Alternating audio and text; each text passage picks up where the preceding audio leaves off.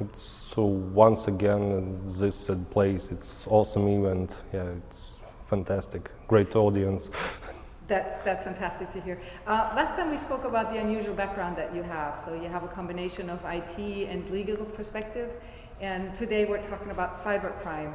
So if we look at education, what needs to happen there in the future to prepare people better for cybercrime? So I believe we've touched it before, yes, the last time. So the idea of education of personnel, of young people at schools, at high schools, it's more and more necessary and necessity so to have it that kind of programs.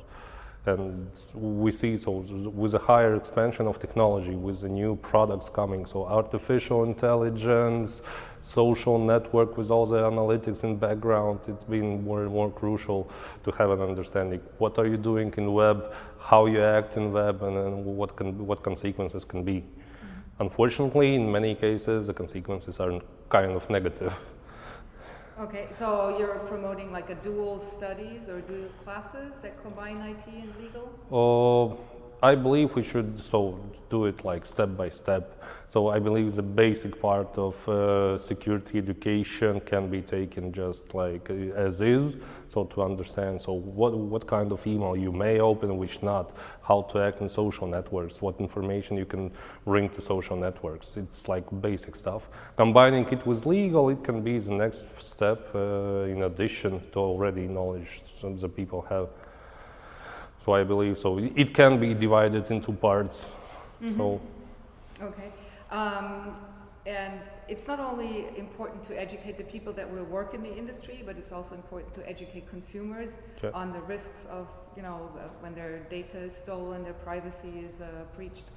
I just heard that there's a radio station here in Riga that has a series around fake news. So they kind of give information like a news, and then they resolve it if it's fake or not. How do you view this approach?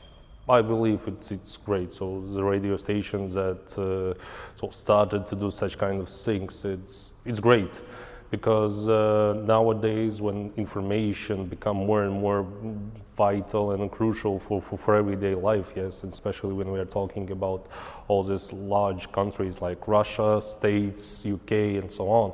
So the portion of information that are translating through mass media is enormous, and if you're not aware, so when you don't know how to check the facts, you may be disinformated, and so to understand the facts which are not completely true, and so in nowadays I've heard that in UK, for example, this week, so they officially stated there are no more fake news as a word, as a term. Yeah, they call it disinformation. Yeah, and so they try not to use fake news as a word combination. Yeah, I would second that, because it still has the word news in it, which can be misleading. Yeah. I believe it's also very special to elderly people. Yeah, because all the information they get from TVs, radios, they consider it completely true. Yeah, I have many times arguing with my granny, yes, for the information she has heard on the radio station, on TVs. Yes, so we have great success. Everything is fine. So keep chill. Everything is okay. Yeah, and you try to show them that what she's heard and what are the real facts, and she still doesn't believe it. And because TV is a trustful source, radio is a trustful source.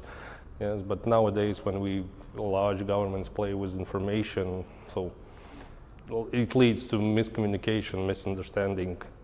Do you think this is one of the major reasons that people are prone to disinformation, because it's published through a trusted source like a radio or TV, or is there a nature hidden within us humans that makes us tend to believe that, or easily believe disinformation? You asked me, and I thought that maybe it's both.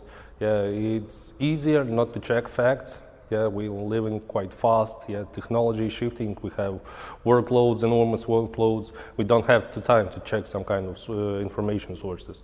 We hear that something has happened. Yeah, okay.